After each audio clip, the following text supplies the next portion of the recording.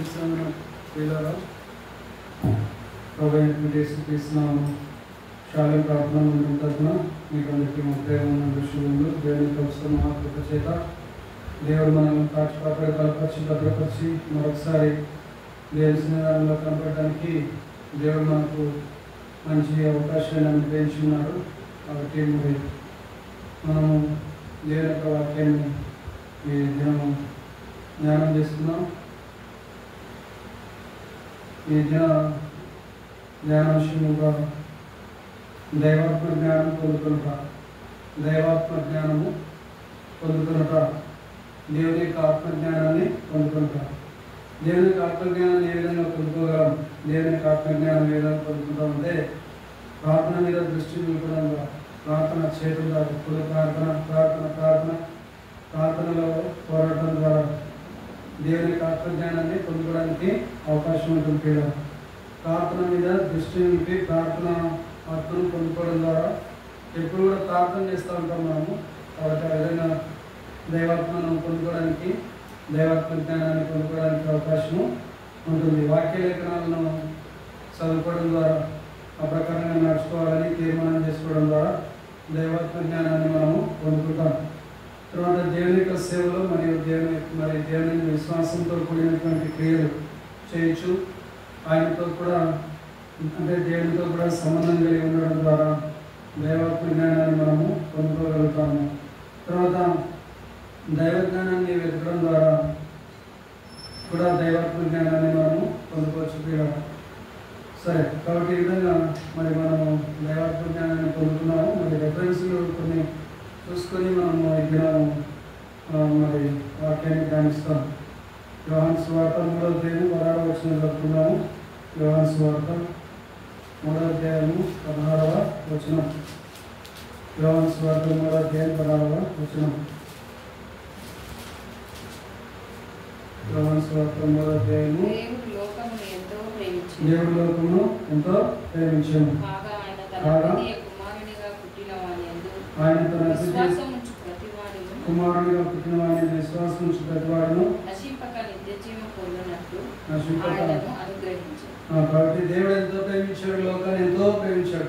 లోకాన్ని ఎంతనో ప్రేమించాడు, ఎంత చెప్పలేనంత ప్రేమించాడు. చెప్పలేనంత ప్రేమ కలిగినటువంటి దేవుడు మన దేవుడు. కాబట్టి కొలతలేనటువంటి ప్రేమతో మనందరినీ కూడా, లోకాన్ని అందరినీ కూడా దేవుడు ప్రేమిస్తూ ఉన్నాడు పిల్లలు. కాబట్టి కాగా ఆయన తన అద్వితీయ కుమారుడు అంటే ద్వితీయుడు అయినటువంటి కుమారుడు ఎవరు లేరు, ఒకడే కుమారుడు, ఏకైక కుమారుడు, సొంత కుమారుడు, ముద్దు కుమారుడు అయినటువంటి యేసుక్రీస్తును ఈ లోకానికి పంపించాడు. తండ్రి అయినటువంటి దేవుడు యేసుక్రీస్తుతో వారిని ఈ లోకానికి పంపించాడు పిల్లలు. కాబట్టి ఆ విధంగా అద్వితీయ కుమారుడిగా పుట్టాడు యేసుతో. ఏ విధంగా పుట్టాడు?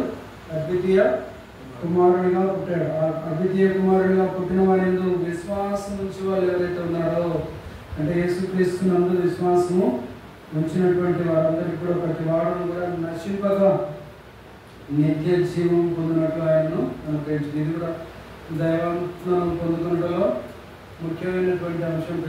దైవాత్మ జ్ఞానం పొందుకోవాలంటే ముందు ప్రభు అయినటువంటి యేసుక్రీస్తు నామమునందు విశ్వాసము ఉంచవలసినటువంటి వారంగా ఉంటున్నాం పిల్లలు. కాబట్టి పుట్టిన వారి యందు విశ్వాసం ఉంచాలి. అద్వితీయ కుమారుడిగా పుట్టిన యేసుక్రీస్తు నామమునందు విశ్వాసము ఉంచాలి. ఆ విశ్వాసం ఉంచినటువంటి మనమందరం కూడా నశింపక నిత్య జీవం పొందినట్లు దేవుడు మనకు యేసుక్రీస్తుతో వారిని మనకు అనుగ్రహించారు పిల్లలు. కాబట్టి ఆ విధంగా మరి దేవుడు మనల్ని ఎంతగానో ప్రేమిస్తున్నాడు. దేవుడు మనల్ని లోకంలో ఎంతగానో ప్రేమించిన కాగా ఆయన తన ద్వితీయ కుమారుడిగా పుట్టిన వారిని విశ్వాసం ఉంచే ప్రతి వాడు కూడా నశింపకంటే నరకానికి ఒక నశింపకంటే పాపములతో అపరాధముల చేత నశించుకోకుండా మరి దేవుడు మనకు ఏమనుగ్రహిస్తున్నాడు? నిత్య జీవాన్ని అనుగ్రహిస్తున్నాడు.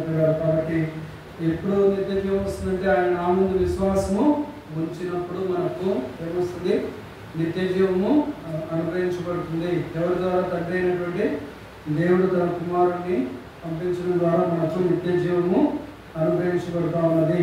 కాబట్టి ఈ విధంగా దేవుడు మనల్ని ప్రేమిస్తూ ఉన్నట్టు తన కుమారుని లోకానికి మన కోసము పంపించడం ద్వారా మనకు ఏం కలుగుతూ ఉంది? నిత్య జీవము కలుగుతూ ఉంది. కాబట్టి ఆయనను పొందుకోవడమే దైవాత్మ జ్ఞానాన్ని పొందుకోవడం. నిత్య జీవాన్ని పొందుకోవడమే దైవాత్మ జ్ఞానాన్ని పొందుకోవడమని మనము గ్రహించవలసినటువంటి వారంగా ఉంటున్నాం. దేవుని యొక్క ఆత్మజ్ఞానాన్ని పొందుకోవాలి, వాక్య జ్ఞానాన్ని పొందుకోవాలి, దేవుని యొక్క చిత్తానుసారమైనటువంటి జ్ఞానాన్ని పొందుకోవాలి. కాబట్టి ఆ విధంగా మనము దేవుని కృపలో ఎదగవలసినటువంటి వారంగా ఉంటున్నాం. అయితే మానవులైనటువంటి వారందరూ కూడా ఏ విధంగా ఉన్నారంటే, మానవులైనటువంటి వారు దేవుని ఎదిగే వారుగా లేకపోయారు, దేవుని కొరకు జీవితాన్ని ఆలోచన తపన కలిగినటువంటి వారుగా ఉండట్లేదు. మరి ఏం చేస్తున్నారంటే యెషయా గ్రంథం 53వ అధ్యాయము 6వ వచనం గమనించినట్లయితే, మానవులైనటువంటి వారందరూ కూడా 53వ అధ్యాయం 6వ వచనం, మనందరం ఏ విధంగా ఉన్నారంటే, మనందరం కూడా ఏ విధంగా ఉన్నాము అంటే, మనమందరం కూడా గొర్రెల వలె ఏం తప్పిపోయినాము, త్రోవ తప్పిపోతుంది. మనమందరము గొర్రెల వలె త్రోవ తప్పిపోతుంది. మనలో ప్రతివాడు తనకి ఇష్టమైన త్రోవకు తొలగెను. యెహోవా మనందరి దోషమును అతని మీద మోపెను. కాబట్టి తండ్రి అయినటువంటి దేవుడు మనందరి యొక్క దోషాలను యేసుక్రీస్తు ప్రభువారి మీద మోపాడు. పిల్లలు మనమందరం ఏం చేస్తున్నాము, త్రోవ తప్పి, గొర్రెల వలె త్రోవ తప్పి, మరి మన ఇష్టానుసారమైనటువంటి త్రోవకు తొలగిపోయినటువంటి వారంగా ఉన్నాం. మనలో ప్రతివాడు తనకి ఇష్టమైన త్రోవకు తొలగాడు. ఒక్కొక్కరు ఒక్కొక్క రకమైనటువంటి మనస్తత్వాలు కలిగినటువంటి వారుగా ఉంటున్నారు. దేవుని విడిచిపెట్టేసి సొంత మార్గాన్ని ఏర్పాటు చేసుకున్నారు, సొంత మార్గాలు ఏర్పాటు చేసుకున్నారు, సొంత సంఘాలను ఏర్పాటు చేసుకున్నారు, సొంత అభిప్రాయాలు ఏర్పాటు చేసుకున్నారు, సొంత విషయాలను ఏర్పాటు చేసుకున్నారు, సొంత పద్ధతులను ఏర్పాటు చేసుకున్నారు, సొంత ఆచారాలను ఏర్పాటు చేసుకున్నారు. మరి ఆ విధంగా అందరూ కూడా ఏమైపోతున్నారు, అందరూ కూడా త్రోవ తప్పి ఏకంగా పనికిమాలను వాడేదని రాబడిపోయారు. కాబట్టి మరి ఇక్కడ చూసినట్లయితే గొర్రెలనే త్రోవ తప్పిపోతుంది. మనలో ప్రతివాడును తనకి ఇష్టమైన త్రోవకు కలిగెను.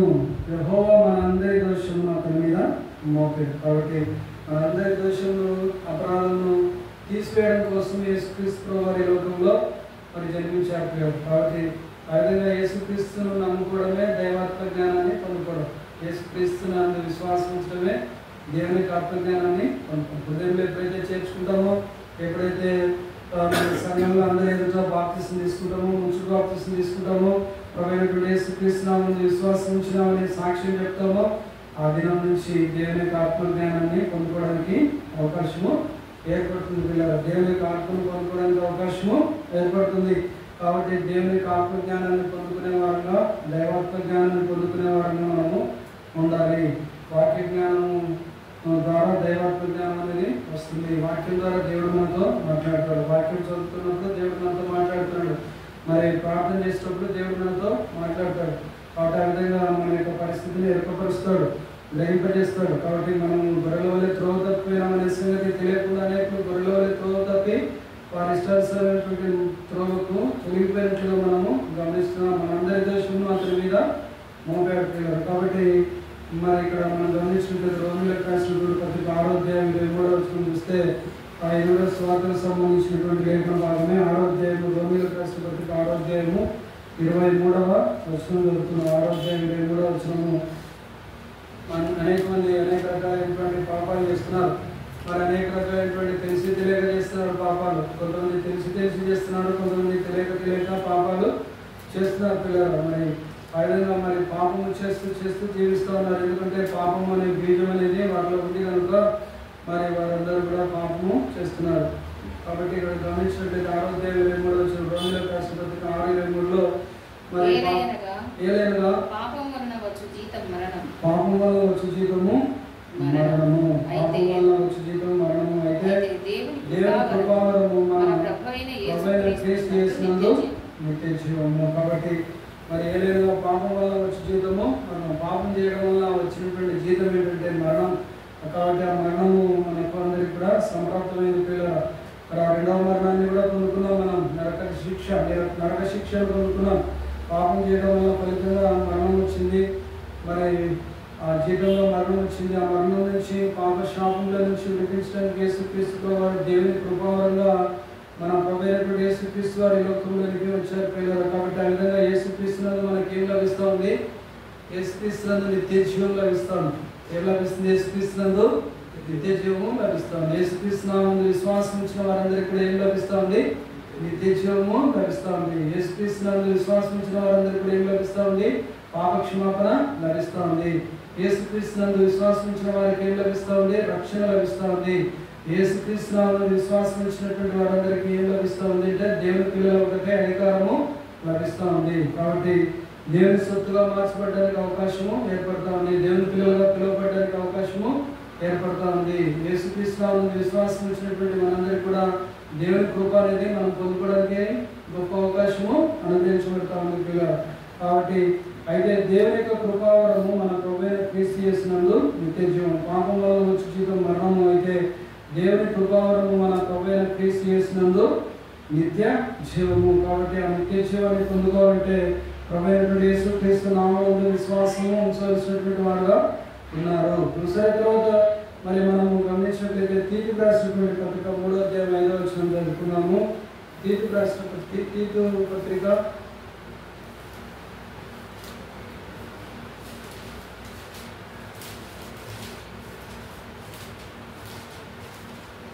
తీతుకు రాసిన పత్రిక అపోస్తలుడైనటువంటి పౌలు తీతుకు రాసినటువంటి పత్రిక 3వ అధ్యాయము 5వ వచనం.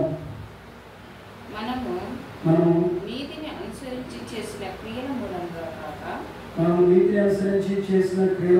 కాక తన కనికరం చొప్పుననే పునర్జన్మ సంబంధమైన స్నానం ద్వారాను పరిశుద్ధాత్మ మనకు నూతన స్వభావము కలుగజేయుట ద్వారాను మనల్ని రక్షించను. కాబట్టి మనము మన నీతి ఏం లేదు కదా, మన నీతిని అనుసరించి చేసిన క్రియల ద్వారా మనకేమి కూడా లభించడము లేదు. నీతి క్రియలు చేయడం వల్ల, పుణ్యకార్యాలు చేయడం వల్ల, ఆ రకరకాలైనటువంటి పద్ధతులు ఆచరించడం వల్ల, నీతిని అనుసరించి నడుచుకోవడం వల్ల, మన సొంత నీతిని అనుసరించినటువంటి క్రియల మూలంగా కాకుండా తన కనికరం చొప్పున, ఈ దేని చొప్పున ఎవరు చొప్పున? దేవుని యొక్క కనికరము చొప్పున ఓన్లీ దేవుని యొక్క కృప ద్వారానే, దేవుని యొక్క కనికరం ద్వారానే, ఇంకా అంతమంది కాకుండా పునర్జన్మ సంబంధమైన స్నానం ద్వారాను. పునర్జన్మ సంబంధమైన స్నానం అంటే ఇక్కడ ఫుట్నోట్లో పునఃస్థితి స్థాపన సంబంధమైన తిరిగి జన్మించడం ద్వారా, లేదా బాప్తిస్మంలో సాక్ష్యం ఇచ్చడం ద్వారా, బాప్తిస్మాన్ని పొందుకోవడం ద్వారా, ఆ పునర్జన్మ సంబంధమైన స్నానం ద్వారా, బాప్తిస్మము పొందుకోవడం ద్వారా, ముంచుడు బాప్తిస్మము పొందుకోవడం ద్వారా పరిశుద్ధాత్మ మనకు ఏం కలుగజేస్తూ ఉంది? నూతనమైనటువంటి స్వభావము మనకు కలుగజేస్తూ ఉంది. పరిశుద్ధాత్మ దేవుడు ఏం కలుగజేస్తున్నాడు? మనకు నూతనమైనటువంటి స్వభావము కలుగజేస్తూ ఉన్నాడు. కాబట్టి ఇప్పుడు క్రీస్తు యేసునందున్న వారికి ఏ శిక్షా విధి లేదు. పాతవి గతించిన సమస్తము క్రొత్తమాయను. కాబట్టి సమస్తాన్ని కూడా నూతనమైనటువంటి స్వభావం కలిగినటువంటి వ్యక్తులుగా దేవుడు మనల్ని మారుస్తున్నాడు. కొంతమంది ఎంత చేసినా, ఎన్ని మాట్లాడినా కూడా మనల్ని పాపులుగానే ట్రీట్ చేస్తుంటారు. యేసు భక్తులు కడబడి కూడా 30-40 సంవత్సరాలు అయిపోయినా కూడా ఇంకా మనల్ని ఏమనుకుంటుంటారు? వీళ్ళంతా పనికిమాలలు లేరని చెప్పేసి మనల్ని అనుకుంటున్నాం. కానీ ఇక్కడ దేవుడు ఏం చేస్తున్నాడు? తన యొక్క నీతిని మనకు అనుగ్రహిస్తున్నాడు. దేవుడు మనకు తన యొక్క నూతనమైనటువంటి స్వభావాన్ని దేవుడు మనకు అనుగ్రహిస్తున్నాడు. కాబట్టి నూతనమైనటువంటి స్వభావాన్ని కలగజేయడం ద్వారా మనల్ని ఏం చేస్తున్నాడు? యేసు ప్రభువు ఏం చేస్తున్నాడు? రక్షిస్తూ ఉన్నాడు. కాబట్టి మనకి ఏ అనుభవం కలుగుతుంది? యేసు ప్రభు నామమున విశ్వాసం ద్వారా ఏ అనుభవం కలుగుతుంది? రక్షణ పొందిన అనుభవము కలుగుతుంది. ఎక్కడి నుంచి రక్షణ? పాపముల నుండి రక్షణ. పాపముల నుండి మరియు పాపముల వలన కలిగే, పాపం చేయడం వలన కలిగే శాపం నుండి మనకి ఏం కలుగుతుంది?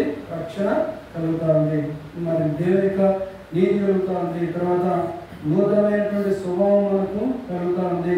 దేని ద్వారా కలుగుతుంది? బాప్తిస్మ అనుభవములో మనము యేసుక్రీస్తును ఒప్పుకోవడం ద్వారా, సంఘవేదితో ఒప్పుకోవడం ద్వారా, దేవుని యొక్క సేవకులతో ఒప్పుకోవడం ద్వారా, పరిశుద్ధులతో ఒప్పుకోవడం ద్వారా, దేవదూతల ఎదుట యేసుక్రీస్తు ప్రభువుని ఒప్పుకోవడం ద్వారా మనకి ఏం కలుగుతుందంటే నూతనమైనటువంటి స్వభావం మనకు కలుగుతున్నది. నూతనమైనటువంటి స్వభావం మనకు కలుగుతుంది పిల్లలు. కాబట్టి మరి ఆ విధంగా దేవుడు మనల్ని రక్షించే దేవుడుగా ఉన్నారు. రోమీయులకు రాసినటువంటి పత్రిక 1వ అధ్యాయం 20వ వచనం చదువుకుందామా? రోమా 1:20 చదువుకుందాం. రోమీయులకు రాసిన పత్రిక 1వ అధ్యాయము రోమీయులకు రాసిన పత్రిక 1వ అధ్యాయము 20వ వచనం చదువుతున్నాం. 1:20. దేవుడు ఎలాంటి స్వభావం కలిగిన దేవుడు, ప్రభు ఎలాంటి స్వభావం కలిగిన దేవుడు. 20వ వచనం 1:20. రోమ 1:20. ఆయన అదృశ్య లక్షణములు అనగా ఆయన నిత్యశక్తియు దేవత్వమును జగదుత్పత్తి మొదలుకొని సృష్టింపబడిన వస్తువులను ఆలోచించటం వలన తేటపడుచున్నవి కనుక వారు నిరుత్తరులై ఉన్నారు. కాబట్టి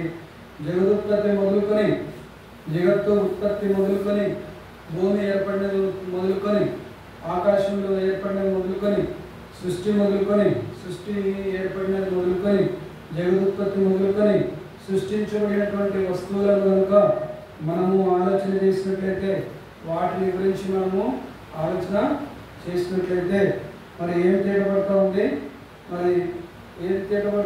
దేవుని యొక్క లక్షణాలు అనేటివి తేటపడుతున్నాయి.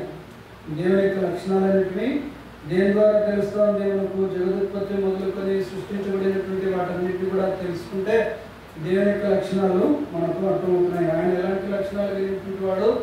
దేవుడు, ప్రభువైనటువంటి యేసు అదృశ్యమైనటువంటి లక్షణాలు కలిగినటువంటి దేవుడు. అదృశ్య లక్షణాలు కలిగి ఉండి అనగా నిత్యశక్తియు మరి దేవత్వమును కలిగినటువంటి దేవుడు. నిత్యశక్తి కలిగినటువంటి వాడు, అదృశ్య లక్షణాలు కలిగినటువంటి వాడు. అదృశ్య లక్షణాలు అంటే కనిపించని దేవుడు, మనకు కనిపించని లక్షణాలను కలిగినటువంటి దేవుడు. అదృశ్య లక్షణాలను కలిగినటువంటి దేవుడు అనగా ఆయన నిత్య శక్తి కలిగినటువంటి దేవుడు. తర్వాత దేవత్వాన్ని కలిగినటువంటి దేవుడు, దేవుని స్వభావాన్ని కలిగినటువంటి దేవుడు యేసుక్రీస్తు ప్రభువారు. దేవత్వాన్ని కలిగినటువంటి దేవుడు. తర్వాత జగదుత్పత్తి మొదలుకొని మరి సృష్టించబడినటువంటి వస్తువులను ఈ విధంగా ఆలోచన చేయడం ద్వారా ఈ లక్షణాలన్నీ మనకు, యేసుక్రీస్తు వారి యొక్క లక్షణాలన్నీ కూడా మనకు తెలియపరచబడుతూ ఉన్నాయి. యేసు ప్రభు వారి యొక్క గొప్ప లక్షణాలను సృష్టిలో ఉన్నటువంటి ప్రతి ఒక్క సృష్టించబడిన వస్తువు కూడా వివరిస్తూ ఉన్నది. కాబట్టి ఆ విధంగా సృష్టిలో సృష్టించబడినటువంటి ప్రతి వస్తువులను గమనించడం ద్వారా, వాటి యొక్క క్రియా విధానాలను గమనించడం ద్వారా అవి వాటి యొక్క సూర్యులను, చంద్రులను, ఆకాశాన్ని, భూమిని, మరి తర్వాత గ్రహాలను అన్నింటినీ కూడా దేవుడు వాటి కక్షా మార్గంలో దేవుడు నిలబెట్టి తిరుగుతూ దేవుణ్ణి మహిమపరుస్తూ ఉన్నాయి. వాటి యొక్క గుణలక్షణాల గురించి మనం తెలుసుకుంటే, అవి తిరుగుతున్నటువంటి క్రమాన్ని కనుక మనం తెలుసుకుంటే, వాటి యొక్క లక్షణాల గురించి ఆలోచన చేయడం ద్వారా దేవుడు ఎంత గొప్ప దేవుడు అనేది మనకు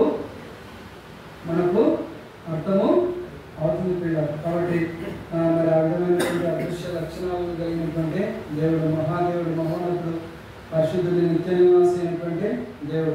తర్వాత హెబ్రీయులకు రాసినటువంటి పత్రిక 1వ అధ్యాయము 1-2 వచనాలు చదువుతున్నాం. హెబ్రీయులకు రాసిన పత్రిక 1వ అధ్యాయము 1-2 వచనాలు చదువుతున్నాం.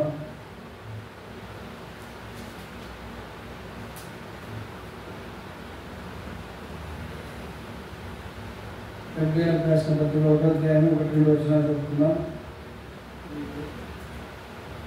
పూర్వకాలమందు నానా సమయములను నానా విధములుగాను ప్రవక్తల ద్వారా మన పితరులతో మాట్లాడిన దేవుడు ఈ దినములంతమందు కుమారుని ద్వారా మనతో మాట్లాడను. ఆయన ఆ కుమారుని సమస్తములకు వారసునిగా నియమించాను. ఆయన ద్వారా ప్రపంచములను నిర్మించాను. కాబట్టి ప్రభువైనటువంటి యేసుక్రీస్తు వారి ద్వారా, కుమారుని ద్వారా తండ్రి అయినటువంటి దేవుడు దేన్ని నిర్మించాడు? వేటిని నిర్మించాడు? ప్రపంచాన్ని నిర్మించాడు.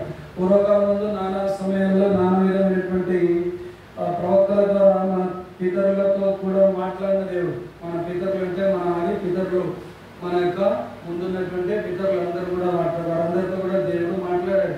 కాబట్టి వారందరితో కూడా మాట్లాడిన దేవుడు, మన పితరులందరితో కూడా దేవుడు మాట్లాడినాడు. తర్వాత ప్రవక్తల ద్వారా దేవుడు మరి మాట్లాడాడు. దేవుని యొక్క ప్రజలతో మాట్లాడాడు. పితరుల ద్వారా మాట్లాడాడు. పితరులతో మాట్లాడినాడు. ప్రవక్తలతో మాట్లాడినాడు. ప్రవక్తల ద్వారా ప్రజలతో మాట్లాడినాడు. దేవుని బిడ్డలతో మాట్లాడినాడు. ఈ దినములంతా ముందు కూడా కుమారుని ద్వారా మనతో మాట్లాడుతూ ఉన్నాడు. దేవుని యొక్క కుమారుడైనటువంటి యేసుక్రీస్తు ద్వారా ఈ దినములంతా ముందు మనతో మాట్లాడుతున్నాడు. దైవజనుల ద్వారా మాట్లాడుతున్నాడు. మరి వాక్య పరిచయం చేయడం ద్వారా మాట్లాడుతున్నాడు. మరి అనేక రకాలైనటువంటి విధానాల ద్వారా దేవుడు మనతో మాట్లాడుతున్నాడు. స్వరాన్ని వినిపింపజేయడం ద్వారా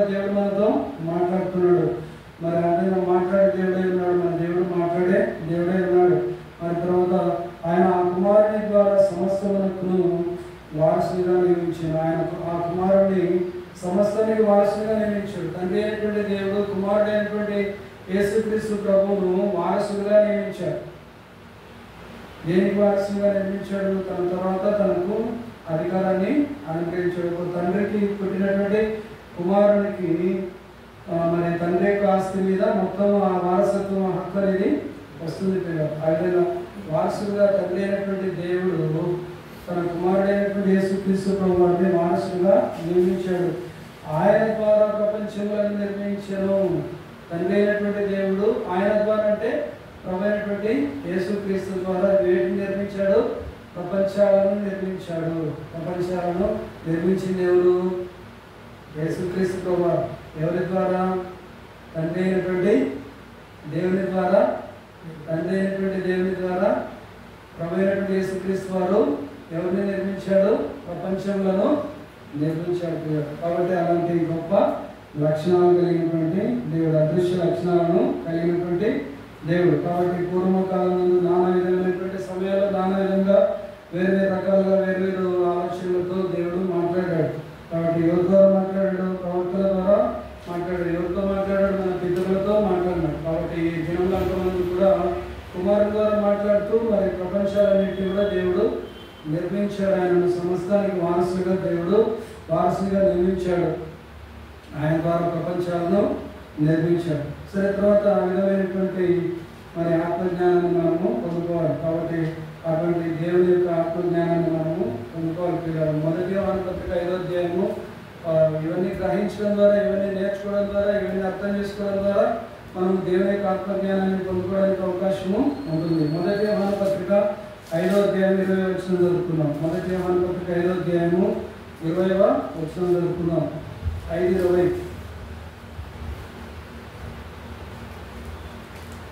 మనము సత్యవంతుడైన వారిని ఎరగవలనని, మొదటి యోహాను పత్రిక 5వ అధ్యాయం 20వ వచనం. మనము సత్యవంతుడైన వారిని ఎరగవలనని దేవుని కుమారుడు వచ్చి మనకు వివేకం అనుగ్రహించి ఉన్నాడని ఎరుగుదము. మనము దేవుని కుమారుడైన యేసుక్రీస్తునందు ఉన్నవారమై సత్యవంతుని యందు ఉన్నాము. ఆయనే నిజమైన దేవుడు, నిత్య జీవమై ఉన్నాడు. కాబట్టి నిజమైన దేవుడు ఎవరంటే యేసుక్రీస్తు వారే నిజమైన దేవుడు అని మొదటి యోహాను పత్రిక 5వ అధ్యాయం 20వ వచనంలో రాయబడింది. మొదటి యోహాను 5:20లో నిజమైన దేవుడు ఎవరంటే, ఎవరు నిజమైన దేవుడు? యేసుక్రీస్తు ప్రభువారు అని రాయబడింది. కాబట్టి మనము సత్యవంతుడైన వాణిని ఎరగవలెనని, సత్యవంతుడైన దేవుని ఎరగవలెనని దేవుని కుమారుడు వచ్చి, అంటే ప్రభువైన యేసుక్రీస్తు వారు వచ్చి మనకు ఏమనుగ్రహిస్తున్నాడు? వివేకాన్ని అనుగ్రహిస్తున్నాడు. వివేకం అంటే ఏంటి? వివేకం అంటే తెలియని విషయాలను గ్రహించుకోవడం, గ్రహించుకునే మనస్సు, జరగబోయే విషయాలను తెలుసుకునే మనస్సు. వివేకం అంటే ఏం మాట్లాడుకుంటున్నారు అనేది ఎరిగే మనస్సు, ఏం జరగబోతుంది అని ఎరిగే మనస్సు, ఎవరి గురించి అపవాది మాట్లాడుతున్నాడని ఎరిగే మనస్సు, వివేకం కలిగినటువంటి మనస్సు. అపవాది మన గురించి ఏమో ఆలోచన చేస్తున్నాడనే మనస్సు. అపవాది పక్కన పెట్టేస్తే యేసుక్రీస్తు ప్రభువారు మన గురించి ఏం ఆలోచన చేస్తున్నారు అనేది ఎరిగే మనస్సు. ఏ మనస్సు అది? వివేకం కలిగినటువంటి మనస్సు, వివేకమైనటువంటి హృదయం. కాబట్టి ఆ వివేకం కలిగినటువంటి మనస్సు, ఆ వివేకం చూడండి. మనము సత్యవంతుడైన వారిని ఎరగవలనని దేవుని కుమారుడు వచ్చి మనకు ఏమనుగ్రహిస్తున్నాడు? వివేకాన్ని అనుగ్రహిస్తున్నాడు. ఎవరిని ఎరగవలనని? దేవుని యొక్క కుమారుడు, దేవుని యొక్క కుమారుడిని ఎరగాలని, ప్రభువైనటువంటి యేసుక్రీస్తుని ఎరగాలని. ప్రభువైన యేసుక్రీస్తుని ఎరగడమే దైవాత్మ జ్ఞానాన్ని పొందుకోవడం. కాబట్టి దైవాత్మ జ్ఞానం పొందుకోవాలంటే మనకు ఏం కావాలంటే వివేకం కలిగిన హృదయము కావాలి. వివేకం కలిగిన హృదయం కావాలంటే మనం ఏం చేయాలి? ప్రార్థన చేయాలి. దేవుడు వివేక హృదయాన్ని అనుగ్రహిస్తాడు. సొలొమోనుకు అనుగ్రహించినటువంటి బుద్ధి వివేకంలో సర్వసంపదలు మరి ఆ దేవుడు అనుగ్రహించి ఉన్నాడు సొలొమోను వారికి. కాబట్టి ఆ విధంగా మరి దేవుడిని అడిగినందున ఆ విధంగా మరి సొలొమోను రాజుకు దేవుడు అనుగ్రహించి ఉన్నాడు, మరి బుద్ధి వివేకములు అనుగ్రహించి ఉన్నాడు. సరే, తర్వాత మరి ఆ విధంగా దేవుని కుమారుడు వచ్చి మనకు వివేకం అనుగ్రహించి ఉన్నాడని ఎరుగుదుము. కాబట్టి వివేకం అనుగ్రహించినటువంటి దేవుని ఎరుగటమే దైవాత్మ జ్ఞానాన్ని పొందుకొని ఉండటం. తర్వాత మనము దేవుని కుమారుడైనటువంటి యేసుక్రీస్తునందు ఉన్నవారమై, ఎవరైతే ఉన్నవారమై, మనము ప్రభువైనటువంటి యేసుక్రీస్తునందు ఉన్నవారమై సత్యవంతుని యందు ఉన్నాము. ఎవరైతే ఉన్నాము? మనము సత్యవంతుడైనటువంటి దేవుని యందు ఉన్నాము. ఆయన నిజమైన దేవుడును నిత్య జీవమునై ఉన్నాడు. ఆయన నిజమైన దేవుడు. ఆయన యేసుక్రీస్తు ఎలాంటి దేవుడు? ఎలాంటి ఏ దేవుడు? దేవుళ్ళలో ఒక దేవుడా? ఆయనే దేవుడు, నిజమైన దేవుడు, నిజమైన దేవుడు. ఆయనే నిజమైన దేవుడును నిత్య జీవమునై ఉన్నాడు. నిత్య జీవమునై ఉన్నాడు. నిత్యము జీవించే దేవుడై ఉన్నాడు. మరణించి తిరిగి లేచినటువంటి దేవుడై ఉన్నాడు. సజీవుడుగా లేచినటువంటి దేవుడై ఉన్నాడు. మృత్యుంజయుడైనటువంటి దేవుడై ఉన్నాడు. పునరుత్థానుడైనటువంటి దేవుడై ఉన్నాడు. పునరుత్థానాన్ని కలిగినటువంటి దేవుడుగా ఉన్నాడు. పునరుత్థాన ఫలాన్ని అనుగ్రహించే దేవుడుగా ఉన్నాడు. ఆత్మజ్ఞానాన్ని అనుగ్రహించే దేవుడుగా ఉన్నాడు. కాబట్టి సత్యవంతుల్ని ఎరగవలసినటువంటి వారంగా ఉన్నాము. ఆయన నిజమైనటువంటి దేవుడు, నిత్య జీవమునై ఉన్నాడు. నిత్య జీవమునై ఉండి నిత్య జీవాన్ని అనుగ్రహించే దేవుడై ఉన్నాడు. ఎవరు? మన ప్రభువైన యేసుక్రీస్తు నిజమైన దేవుడు మరియు నిత్య జీవమునై ఉన్నాడు. కాబట్టి ఆ నిత్య జీవము కలిగినటువంటి ఆ నిత్య జీవము కలిగిన దేవుని యొక్క నిత్య జీవపు మాటలు ఎరగవలసినటువంటి వారంగా ఉంటున్నాం. వినడానికి పరిగెత్తవలసినటువంటి వారంగా ఉంటున్నాం. నిత్య జీవపు మాటలు కలిగినటువంటి నిన్ను వదిలిపెట్టి మేము ఎక్కడికి పోతాం ప్రభు అంటాడు మరి పేరు. కాబట్టి ఆ విధంగా మనము నిత్య జీవపు మాటలు కలిగిన మన ప్రభువును వదిలిపెట్టే వారంగా మనము ఉండగలుగుతారు. కొందరు మానుకొలుచున్నట్లుగా సమాజంగా కూడా మానక మరి ఎక్కువగా లాభం చేయొచ్చు. ప్రేమ చుట్టకు సత్కార్యాలు చేయటప్పుడు ఒకరినొకరు పురుకోవాలి. అలిగి తిరిగే వాళ్ళంగా మనము ఉండకూడదు. దేవుని చిత్తాన్ని ఎరగవలసినటువంటి వారంగా ఉంటున్నాం. దేవుని యొక్క రాజ్యాన్ని కట్టవలసినటువంటి వారంగా ఉంటున్నాం. దేవుని ఆనందించాల్సినటువంటి వారంగా ఉంటున్నాం. దేవుని కృప కొరకు కనిపెట్టుకోవాల్సినటువంటి వారంగా ఉంటున్నాం. దేవుని బలపరచబడాల్సినటువంటి వారంగా ఉంటున్నాం.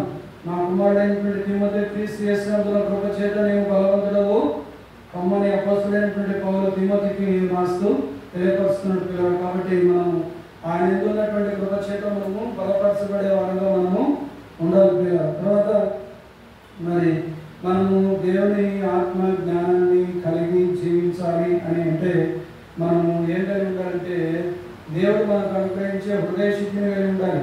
మనకై మనం హృదయ శుద్ధిని కలిగించుకుంటామా అంటే మనం కలిగించుకుంటామా? మన హృదయాన్ని శుద్ధి చేసుకోగలుగుతామా?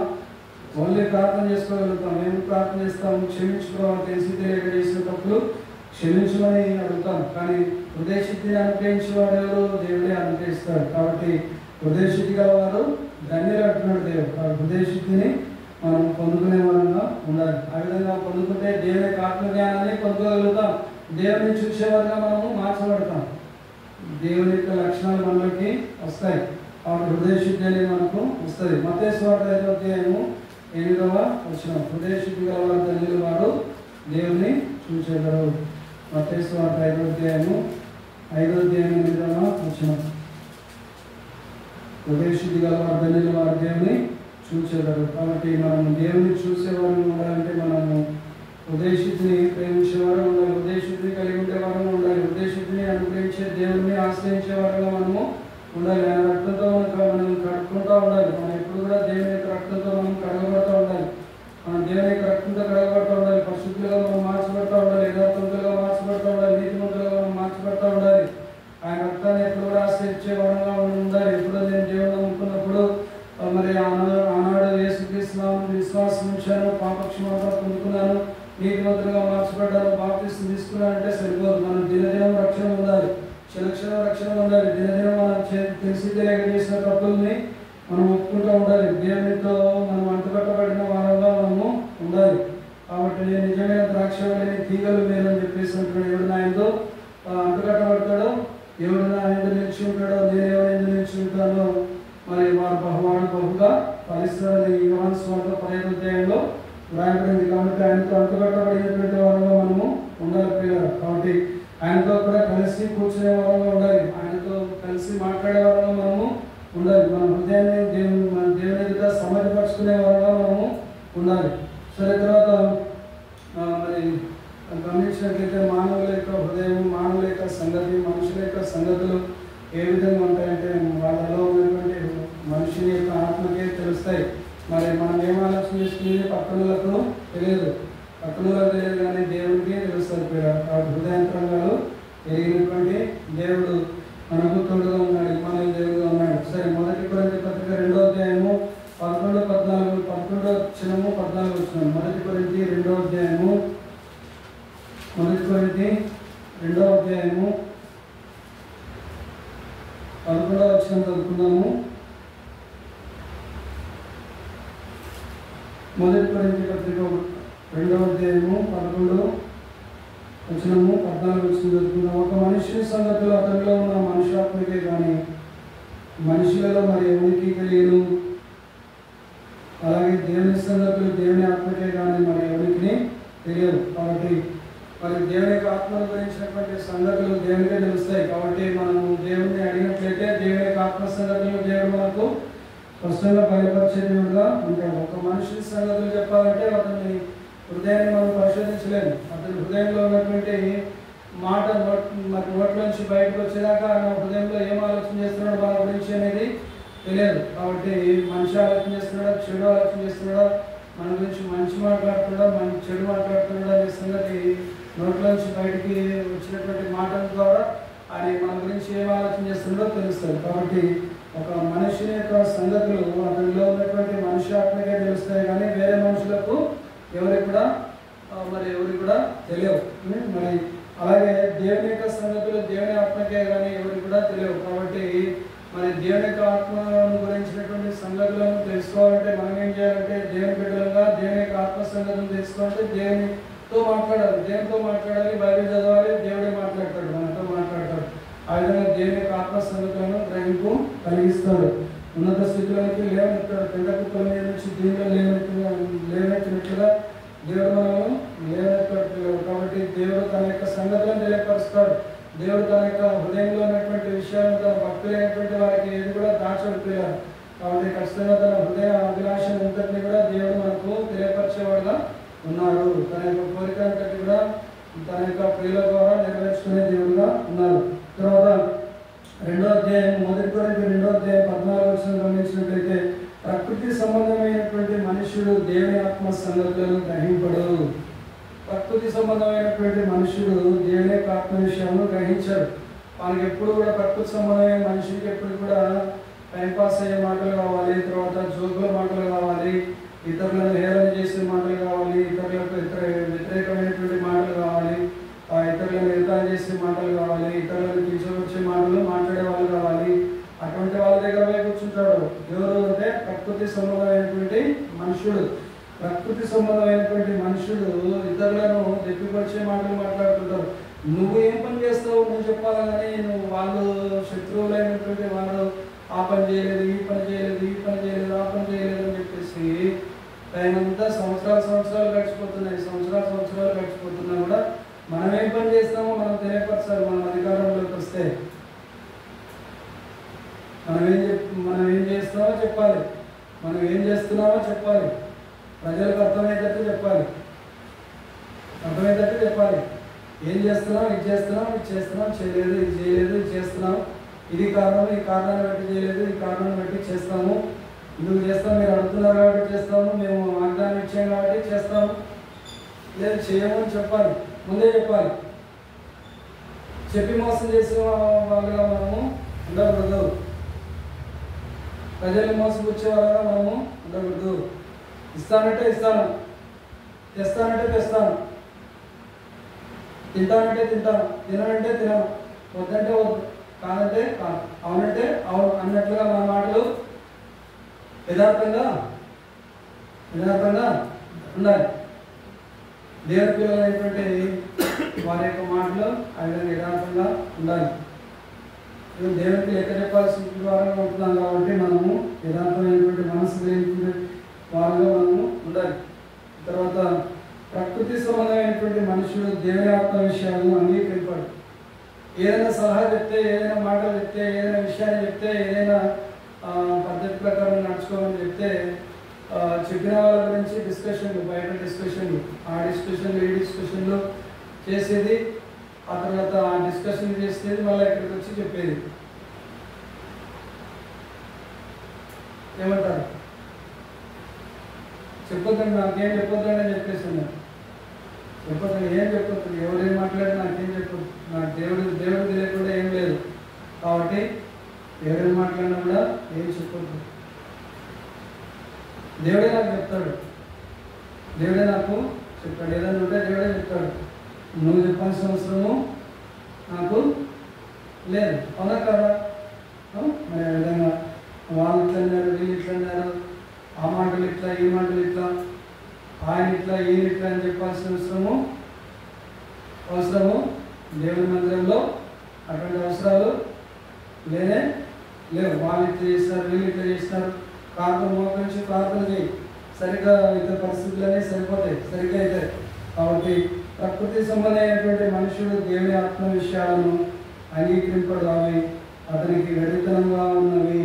అతనికి ఎట్లున్నాయంటే అవి దేవుని ఆత్మ సంగతులు, దేవుని ఆత్మ మాటలు చెప్తే, లోకస్తులకు చెప్తే ఎట్లుంటాయి? అవి వెరితనంగా ఉంటాయి, వింత వింతగా ఉంటాయి, వెర్రి పెట్టిన మాట్లాడినట్లుగా ఉంటాయి అన్నమాట.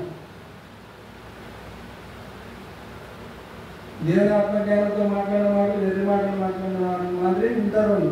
దేవుని యొక్క దాసులు వెర్రి పెట్టిన వాళ్ళుగా భావిస్తున్నారు కొంతమంది లోకస్తులు. కాబట్టి మరి వెరితనంగా ఉన్నాయి, అతనికి వెరితనంగా ఉన్నవి. అవి ఆత్మానుభవం చేతనే వివేచింపదగును కనుక అతడు వాటిని గ్రహింపజాలడు. ఆత్మానుభవం ఉంటేనే ఆ విషయాలు, దేవునికి సంబంధించిన విషయాలు గ్రహించగలుగుతాడు. ఆత్మానుభవం లేనివాడు దేవుని ఆత్మ సంబంధమైనటువంటి విషయాలు గ్రహించలేడు, వాటిని గ్రహింపు పొందుకోలేడు, వివేచించలేడు, ఆలోచన చేయలేడు, వాటి గురించినటువంటి తలంపు లేదు, వాటి గురించి తెలుసుకుందామనే ఆ జిజ్ఞాస లేదు, దేవుని ఆత్మజ్ఞానాన్ని గురించి పొందుకుందామనే పట్టుదల లేదు, వానికి అవసరం లేదు. ఎవరికి? లోక సంబంధమైనటువంటి వ్యక్తికి లేదా ప్రకృతి సంబంధమైనటువంటి వ్యక్తికి దేవుని ఆత్మజ్ఞానము అర్థం కాదు. అర్థం కాక సగం జ్ఞానంతో మాట్లాడుతూ ఉంటాడు, తప్పులు పడుతూ ఉంటాడు. కాబట్టి ఆత్మ సంబంధి అయినటువంటి వాడు అన్నింటినీ వివేచించును. దేవుని ఆత్మతో నింపబడిన వాడు ఏం చేస్తాడు? అన్నింటినీ వివేచిస్తాడు. అన్నింటినీ వివేచించును కానీ అతడు ఎవరి చేతనైనా వివేచింపబడడు. వాళ్ళను ఎట్లా అని చెప్పేసి తప్పు పట్టించుకోడు, తప్పు పట్టేటట్లుగా ప్రవర్తించాడు. కాబట్టి మరి దేవుని యొక్క ఆత్మ జ్ఞానాన్ని మనము పొందుకునే వారంగా మనము ఉండాలి. దేవుని యొక్క ఆత్మ సంబంధమైనటువంటి విషయాలను మనము గ్రహించుకునే వారంగా ఉండాలి. దేవుని కృప కొరకు మనం అడిగే వారంగా ఉండాలి.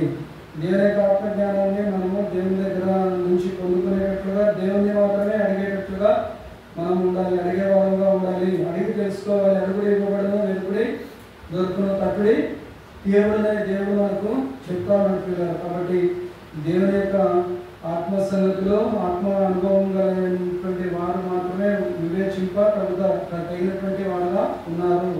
కనుక అతడు వాటిని గ్రహింపగలడు. ఎవరంటే ప్రకృతి సంబంధమైనటువంటి వ్యక్తి దేవుని ఆత్మ సంగతులను గ్రహించలేడు.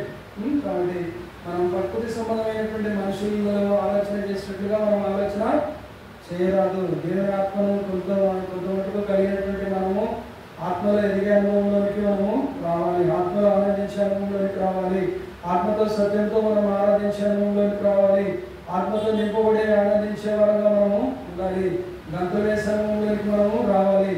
మరి ఆ విధంగా లేడి వలె గంతులు వేసే అనుభవంలోకి రావాలి, దుప్పి వలె మరి గంతులు వేసే అనుభవంలోకి రావాలి. మనం ఆ విధమైనటువంటి అనుభవంలోకి రావాలి. తర్వాత మరి ఆ విధంగా మనం గమనించినట్లయితే కీర్తన గ్రంథం చూద్దాం ఒకసారి.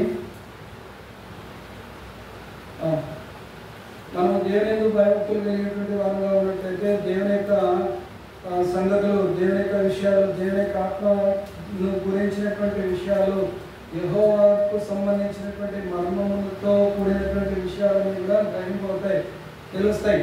20వ అధ్యాయము కీర్తన గ్రంథము 25వ అధ్యాయము 14వ వచనం. 25వ అధ్యాయము కీర్తన గ్రంథము 25వ అధ్యాయము 14వ వచనం.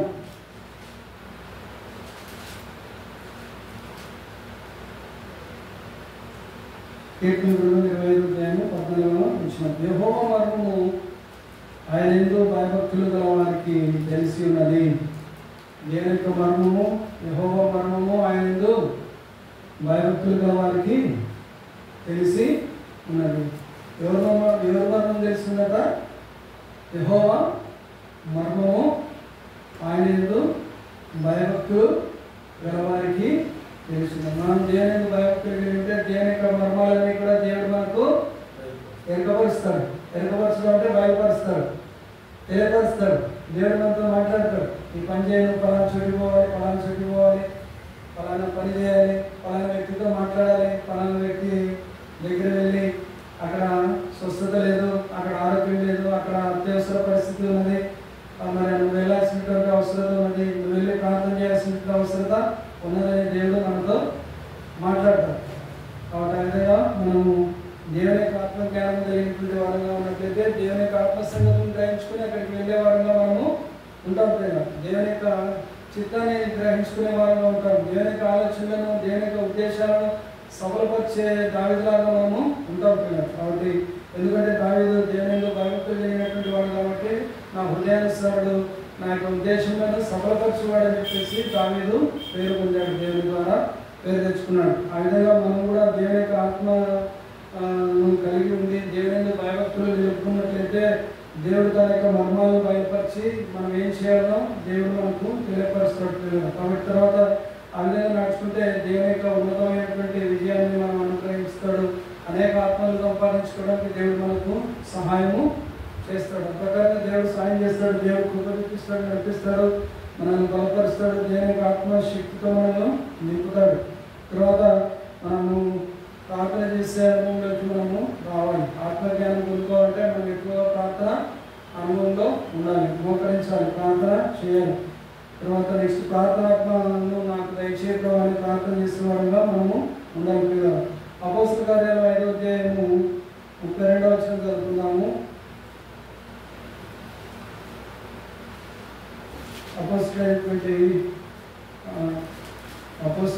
చూడండి. అపోస్తల కార్యాలు 5వ అధ్యాయము 32వ వచనం.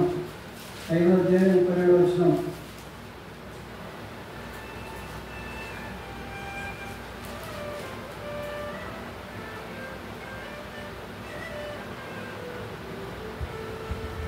పేతురు, ఇక్కడ అపోస్తలుడైనటువంటి పేతురు మాట్లాడుతున్నాడు. 5వ అధ్యాయం 32వ వచనంలో, మేము దేవుడు తనకు విధేయులైన వారికి అనుగ్రహించిన పరిశుద్ధాత్మయు ఈ సంగతులకు సాక్షులమై ఉన్నామని చెప్పిరి. మేము దేవుడు తనకు విధేయులైన వారికి అనుగ్రహించిన పరిశుద్ధాత్మయు, మేము దేవుడు తనకు విధేయులైన వారికి అనుగ్రహించిన పరిశుద్ధాత్మయు ఈ సంగతులకు సాక్షులమై ఉన్నామని చెప్పి. కాబట్టి పరిశుద్ధాత్మ ఎవరికి అనుగ్రహించబడుతుంది? ఎవరికి ఎక్కువ అధికంగా అనుగ్రహించబడుతుంది? పరిశుద్ధాత్మను దేవుడు ఎవరికి అధికంగా అనుగ్రహిస్తాడు? ఎవరైతే దేవునికి విధేయులుగా భయపడే వణుకుతూ ఉంటారో, ఎవరైతే విరిగినటువంటి హృదయం కలిగినటువంటి వారిగా ఉంటారో వారికి పరిశుద్ధాత్మ నింపబడుతూ ఉంటారు. ఎప్పుడైతే దుఃఖంగా ఉంటామో, ఎప్పుడైతే బాధగా ఉంటామో, ఎప్పుడైతే ఒంటరితనం అనుభవిస్తామో, ఎప్పుడైతే వేదన చెందుతూ ఉంటామో, ఎప్పుడైతే బలహీనమైనటువంటి స్థితిలో ఉంటామో ఎక్కువగా దేవుడు మన మధ్యలోకి దిగొచ్చి దేవుడు తన కార్యాన్ని జరిగించే దేవుడుగా ఉంటాడు. కాబట్టి తనకు విధేయులైనటువంటి వారికి అనుగ్రహించినటువంటి పరిశుద్ధాత్మ దేవుడు మన దగ్గరికి వస్తాడు. అటువంటి సందర్భంలో, బాధ కలిగినటువంటి సందర్భంలో, వేదనగా ఉన్నటువంటి సందర్భంలో, దుఃఖకరమైనటువంటి పరిస్థితులలో, మరి ఒంటరితనం పరిస్థితులలో, దిక్కులేనటువంటి పరిస్థితులలో ఉన్నప్పుడు ప్రార్థన చేస్తే వెంటనే మన మధ్యకు దిగొస్తాడు, మన దగ్గరికి దిగొస్తాడు. ఎవరు పట్టించుకున్నటువంటి పరిస్థితులలో మనం ఉన్నప్పుడు మనం ప్రార్థన చేస్తే మరి పరిశుద్ధాత్మ దేవుడు మనకు అనుగ్రహించబడతాడు. దేవుడు తనకు విధేయులైనటువంటి వారికి అనుగ్రహించిన పరిశుద్ధాత్మని రాయబడింది. కాబట్టి మనం దేవునికి విధేయత చూపిస్తూ మనము బాధలు అనుభవిస్తూ ఉంటే దేవుడు మన దగ్గరికి వచ్చి తన యొక్క పరిశుద్ధాత్మను విధేయులైనటువంటి మనకు అనుగ్రహిస్తాడు. కాబట్టి ఆ విధంగా మరి పేతురుకు మరి అనుగ్రహించాడు. తర్వాత పేతురుతో పాటు ఉన్నటువంటి ఆ సమూహానికి అనుగ్రహించి ఉన్నాడు. తర్వాత నెక్స్ట్ మరి తనకు విధేయులైనటువంటి వారందరికీ కూడా అనుగ్రహించిన పరిశుద్ధాత్మయు ఈ సంగతులకు సాక్షులమై ఉన్నామని చెప్పిరి. ఈ సంగతులన్నిటికీ కూడా సాక్షులమై ఉన్నాం. దేవుని యొక్క ఆత్మ ద్వారా జరుగుతున్నటువంటి ఈ సంగతులు సాక్ష్యాలుగా ఉన్నటువంటి సంగతులన్నిటికీ మేము చూచాము, కన్నాము, విన్నాము. కన్నవాటిని విన్నవాటిని మరి మేము వివరించకుండా మేము ఉండలేమని చెప్పేసి మేము సాక్షులమై ఉన్నామని చెప్పేసి తెలియపరుస్తున్నట్లుగా మనము గమనిస్తున్నాం పిల్లలు. కాబట్టి ఆ విధంగా మరి మనం ముందుకు సాగినట్లయితే తర్వాత సామెతల గ్రంథం చూడండి ఒకసారి. సామెతల గ్రంథము 2వ అధ్యాయం 6వ వచనం. సామెతల గ్రంథం 2వ అధ్యాయము 6వ వచనం పడుతుందాం.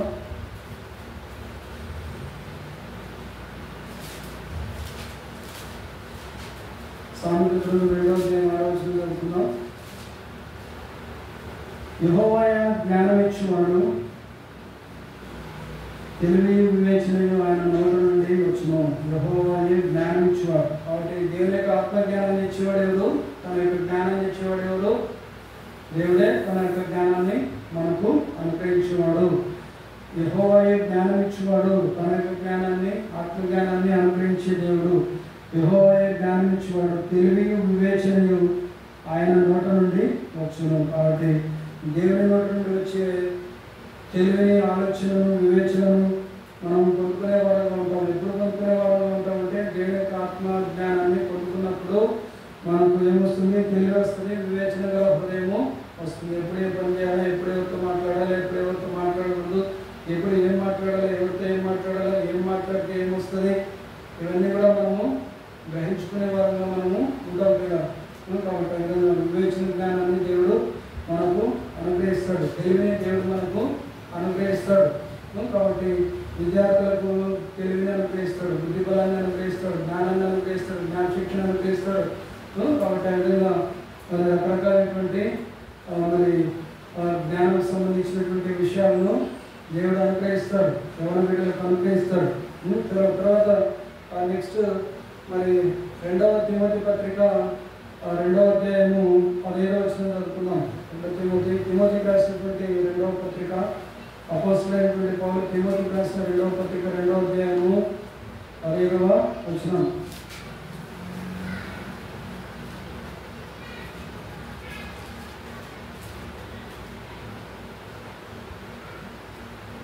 దేవుని ఎదుట యోగ్యునిగాను, సిగ్గుపడనక్కర్లేని పనివానిగాను, సత్యవాక్యము సరిగా ఉపదేశించువానిగాను నిన్ను నీవే దేవునికి కనపరుచుకున్నటకు జాగ్రత్త పడము.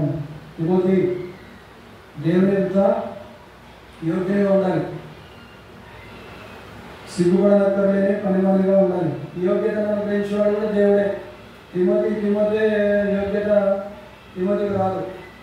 యోగ్యత ఇచ్చేవాడు ఎవరు? పరిశుద్ధపరిచేవాడు, నీతిమంతులుగా చేసేవాడు, రక్తంతో కడిగేవాడు దేవుడే. ఆయన యోగ్యతను అనుగ్రహించేవాడు. కాబట్టి దేవుని యొక్క వాక్యాన్ని బోధించడానికి యోగ్యతను అనుగ్రహించేవాడు ఎవరు? పరిశుద్ధాత్మ దేవుడే మనకు యోగ్యతను అనుగ్రహించేవాడు. దేవుని ఎదుట యోగ్యునిగాను, సిగ్గుపడనక్కర్లేని పనివానిగాను. దేవుని చేయడానికి సిగ్గుపడాల్సిన అవసరము లేదు. కాబట్టి సిగ్గుపడనక్కర్లేని పనివానిగాను, సత్యవాక్యమును సరిగా ఉపదేశించువానిగాను నిన్ను నీవే దేవునికి కనపరుచుకున్నటకు జాగ్రత్త పడము. నిన్ను నీవే ఎవరు కనపరుచుకోవడానికి?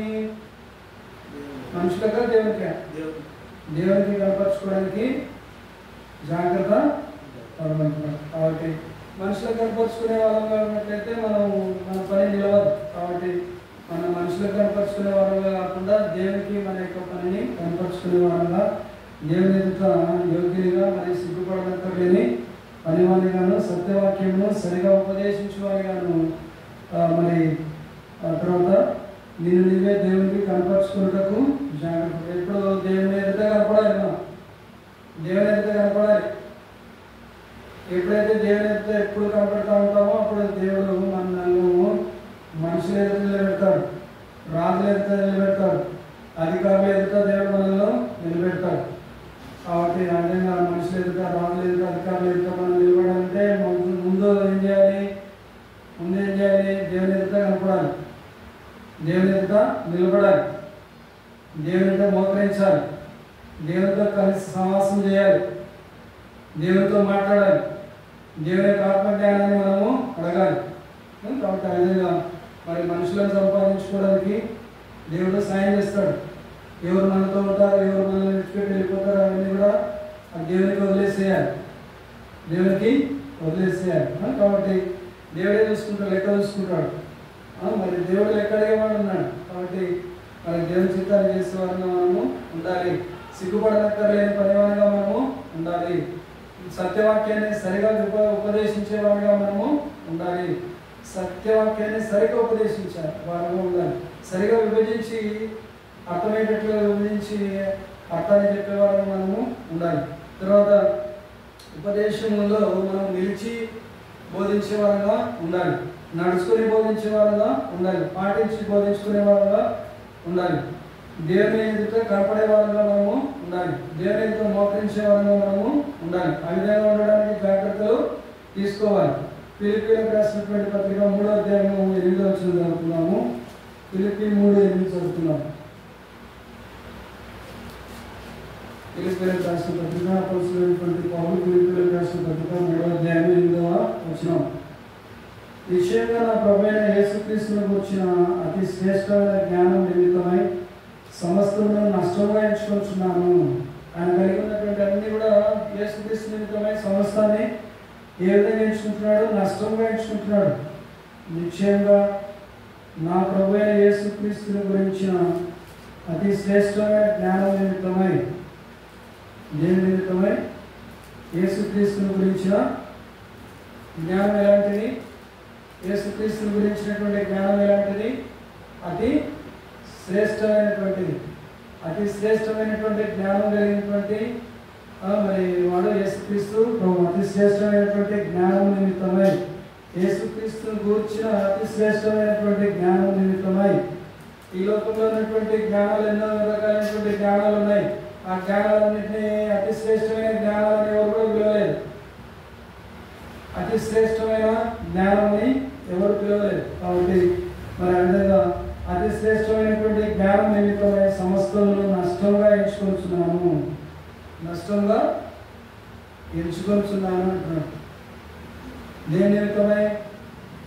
దేవుని యొక్క జ్ఞానాన్ని పొందుకునే నిమిత్తం, అతి శ్రేష్టమైనటువంటి క్రీస్తుని గురించినటువంటి జ్ఞానాన్ని పొందుకునే నిమిత్తమై వేరే రకాలైనటువంటి జ్ఞానాలన్నింటినీ తనకున్నటువంటి అన్నీ కూడా తనకున్నటువంటి ఎడ్యుకేషనల్ క్వాలిఫికేషన్స్, తన యొక్క ఆత్మజ్ఞానం, తనకు సంబంధించినటువంటి ఫిజికల్ సంబంధించినటువంటి బలాలన్నీ కూడా వాటన్నింటినీ కూడా మరి శరీర సంబంధమైనటువంటి బలాలన్నింటినీ కూడా మరి సమస్తాన్ని కూడా మరి ఏ విధంగా ఎంచుకుంటున్నాడు? నష్టంగా ఎంచుకుంటున్నాడు, నష్టంగా ఎంచుకుంటూ ఉన్నాడు అంటున్నాడు. కాబట్టి ఆ విధంగా మనం కూడా సమస్తాన్ని పెద్దతో సమానంగా ఎంచుకునే వారంగా మనము ఉండాలి, నష్టంగా ఎంచుకునే వారంగా ఉండాలి. మనకున్నటువంటి సమస్తాన్ని పెద్దతో సమానంగా ఎంచుకునే వారంగా ఉండాలి. దేన్ని తెలుసుకోవడానికి? దేవుని యొక్క అతి శ్రేష్టమైనటువంటి జ్ఞానాన్ని తెలుసుకోవడానికి మనము మన యొక్క సమయాన్ని దేవుని దగ్గర మరి సమర్పించుకునే వారంగా ఉండాలి, దేవునికి ఇచ్చేవారంగా ఉండాలి, దేవునికి మన సమయాన్ని ఇచ్చేవారంగా ఉండాలి. దేవునికి మన సమయాన్ని ఇచ్చి దేవుని సన్నిధానంలోకి వచ్చి దేవుని యొక్క ఆత్మజ్ఞానాన్ని, అతి శ్రేష్టమైనటువంటి ఆత్మజ్ఞానాన్ని పొందుకునే వారంగా మనము ఉండాలి పిల్లలు. సరే, మనలో ఎవరున్నారంటే మనలో బయట కనిపించే పురుషుడు బాహ్య పురుషుడు అంటారు, లోపల ఉన్నటువంటి పురుషుడు ఆంతర్య పురుషుడు లేదా అంతరంగ పురుషుడు అంటారు. కాబట్టి మరి దినదినము మన యొక్క దేహము ఏమైపోతూ ఉంటుంది, శక్తిని కోల్పోతూ ఉంటుంది, బలాన్ని కోల్పోతూ ఉంటుంది. మరి ఆ విధంగా చూడండి, మరి 3వ అధ్యాయం ఎఫెసీయులకు రాసినటువంటి పత్రిక 3వ అధ్యాయము 18-19 వచనాలు చూసినట్లయితే, ఎఫెసీయులకు రాసినటువంటి పత్రిక 3వ అధ్యాయము 18-19 వచనాలు, 3వ అధ్యాయము 18-19 వచనాలు చూసినట్లయితే, మీరు అంతరంగ పురుషుని యందు శక్తి కలిగి ఆయన ఆత్మ వలన బలపరచబడినట్లుగాను, క్రీస్తు మీ హృదయములలో విశ్వాసం ద్వారా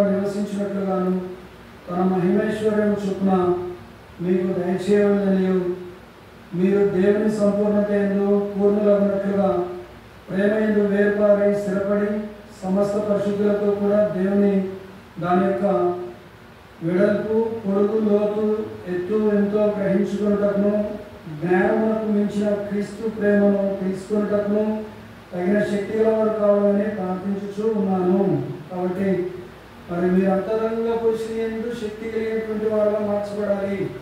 దేవుని యొక్క ఆత్మశక్తితో నింపబడాలి. ఆయన యొక్క ఆత్మ వలన బలపరచబడాలి. దేవుని యొక్క ఆత్మ ద్వారా మనం ఏం పొందుకుంటాము? బలాన్ని పొందుకుంటాం. దేవుని యొక్క ఆత్మ బలం మనకు కలిగి ఉండడం బలం. ఏ బలం? అది కండబలం కాదు. శక్తి చేత బలం చేత జరగవు దేవుని పనులు. దేవుని యొక్క ఆత్మ ద్వారా దేవుని యొక్క పనులు జరుగుతాయి. మనుషుల యొక్క సపోర్ట్ ద్వారా మనకు దేవుని పనులు జరగవు. దేని ద్వారా జరుగుతాయి? దేవుని యొక్క ఆత్మతో జరుగుతుంది. దేవుని యొక్క ఆత్మ ద్వారా మనకు దేవుని యొక్క పనులు జరిగిస్తాడు దేవుడు. మరి మీరు అంతరంగ పురుషుని యందు శక్తి కలిగి ఆయన ఆత్మ వలన బలపరచబడినట్లుగాను క్రీస్తు మీ హృదయములలో విశ్వాసం ద్వారా నివసించినట్లుగా. కాబట్టి యేసు ప్రభు మన హృదయంలో నివసించాలంటే మనం ఏం కలిగి ఉండాలి? విశ్వాసాన్ని కలిగి ఉండాలి. ఎవరైనా విశ్వాసం కలిగి ఉండాలి? యేసుక్రీస్తునందు విశ్వాసము కలిగి ఉండాలి. యేసుక్రీస్తునందు విశ్వాసం ఉంచినటువంటి వారి యొక్క హృదయాల్లో నివసించే వాళ్ళు ఎవరంటే యేసుక్రీస్తు ప్రభువారు మన హృదయంలో నివసిస్తాడు. పరిశుద్ధాత్మ దేవుడుగా పిలువబడే యేసుక్రీస్తు వారు మన హృదయంలో నివసిస్తాడు. కాబట్టి యేసుక్రీస్తు వారి యొక్క ఆత్మదేవుడైనటువంటి పరిశుద్ధాత్మ దేవుడు మన హృదయంలో నివసిస్తాడు. కాబట్టి ఆ విధంగా మరి అంతరంగ పురుషుని యందు శక్తి కలిగి ఆయన ఆత్మ వలన బలపరచబడినట్లుగాను. ఎందుకు మన హృదయంలో యేసుక్రీస్తు ప్రభు వారి యొక్క ఆత్మ అయినటువంటి పరిశుద్ధాత్మ దేవుడు మన హృదయంలో ఎందుకు నివసిస్తాడంటే మనల్ని ఆత్మీయంగా బలపరచడానికి క్రీస్తు మీ హృదయంలో విశ్వాసం ద్వారా నివసించినట్లుగాను తన మహిమైశ్వర్యం చొప్పున మీకు దయచేయవలని. ఏం దయచేయాలని? తన యొక్క ఐశ్వర్యాన్ని దయచేయాలి. మహిమలో నుంచి మనకు ఐశ్వర్యాన్ని దయచేయాలని, మహిమైశ్వర్యాన్ని మీకు దయచేయవలని. మీరు దేవుని సంపూర్ణత యందు పూర్ణులుగా మార్చబడాలని. దేవుని యొక్క సంపూర్ణత కలిగినటువంటి దేవుని యందు మనం కూడా ఏ విధంగా మార్చబడాలని? పూర్ణులుగా మార్చబడాలని. దేవుని యొక్క పూర్ణతను సంపూర్ణతను మనము గ్రహించే వారంగా మనం కూడా మరి ఉన్నట్లయితేనే దేవుడు మనము సంపూర్ణంగా మారుస్తాడు. ఆ విధంగా మరి దేవుని యొక్క సంపూర్ణతను కనుక మనం గ్రహించినట్లయితే మనం కూడా పూర్ణులుగా మార్చబడగలుగుతాము. ఆ విధంగా మార్చబడటానికి దేవుడు మనకు ఏమనుగ్రహిస్తాడు? తన యొక్క ఆత్మబలాన్ని మనకు అనుగ్రహిస్తాడు. ఏ విధంగా అనుగ్రహిస్తాడు? మన హృదయాల్లో విశ్వాసం ద్వారా నివసించడం ద్వారా దేవుడు మనకు తన యొక్క ఆత్మజ్ఞానాన్ని అనుగ్రహిస్తాడు. తర్వాత దేవుని యొక్క ప్రేమ యందు వేరుపారడం ద్వారా తర్వాత స్థిరపరచబడతాం. మనం దేవునిలో స్థిరపరచబడతాం. లోకంలో కాకుండా మనము ఎవరిలో స్థిరపరచబడతాము? దేవునిలో స్థిరపరచబడతాము. తర్వాత ఆ విధంగా సమస్త పరిశుద్ధులతో కూడా దేవుని యొక్క ప్రేమ యొక్క వెడల్పు ఎంతనో, తర్వాత పొడవు ఎంతనో, లోతు ఎంతనో, ఎత్తు ఎంతనో తెలుసుకోవడానికి, అంటే దేవుని యొక్క ఆత్మజ్ఞానం ఎంతనో, దాని యొక్క పొడవు ఎంతనో, వెడల్పు ఎంతనో, లోతు ఎంతనో, ఎత్తు ఎంతనో గ్రహించుకోవడానికి మనకి కావాల్సినటువంటి జ్ఞానం ఏం కావాలి? మనకేం కావాలి? జ్ఞానం కావాలి. దేవుని యొక్క ఆత్మజ్ఞానం కావాలి. ఆత్మజ్ఞానాన్ని దేవుడు అనుగ్రహిస్తాడు. జ్ఞానమునకు మించిన క్రీస్తు ప్రేమను తెలుసుకోవడానికి, ఈ లోకంలో ఉన్నటువంటి జ్ఞానానికి మించినటువంటి క్రీస్తు ప్రేమ, మానవులందరి యొక్క జ్ఞానమునకు మించినటువంటి క్రీస్తు ప్రేమను తెలుసుకోవడానికి తగిన శక్తి గలవారము కావాలని మీకోసం నేను ప్రార్థన చేస్తూ ఉన్నాను అని చెప్పేసి అపొస్తలుడైనటువంటి పౌలు తెలియపరుస్తున్నాడు పిల్లలు. కాబట్టి ఆ ప్రకారంగా దేవుని యొక్క ఆత్మజ్ఞానాన్ని మనము పొందుకునేవారుగా మనము ముందుగాక, దేవుని యొక్క కృపలో మనము ఎదుగుదుగాక, దేవుని చిత్తాన్ని చేసేవారుగా మనము మార్చబడుతుందాక, దేవుని రాజ్యాన్ని కట్టేవారుగా మనం మార్చబడుతుందాక, దేవుని యొక్క ఆత్మజ్ఞానాన్ని పొందుకొని దేవుని యొక్క రాజ్యానికి వారసులుగా మార్చబడుతుందాక, దేవుని యొక్క ఆత్మజ్ఞానాన్ని పొందుకొని దేవుని యొక్క ఆత్మ వివేచనను పొందుకొని అనేక ఆత్మలను దేవుని దగ్గరికి నడిపించేవారుగా మనము మార్చబడుతుందాక. మరి బుద్ధి విజ్ఞాన సర్వసంపదలు ఆయన గుప్తమై ఉంటుండగా ఆ యొక్క గుప్తమైనటువంటి బుద్ధి జ్ఞాన సర్వసంపదలన్నింటినీ కూడా దేవుని దగ్గర నుంచి పొందుకుందాక. ఆ ప్రకారంగా పొందుకోవడానికి దేవుడు తన యొక్క విశేషమైనటువంటి కనికరాన్ని కృపను మనకు చూపించి మనల్ని నడిపించుగాక. దేవుడు తన మాటలను దీవించి ఆశీర్వదించుగాక. ఆమేన్. హల్లెలూయా.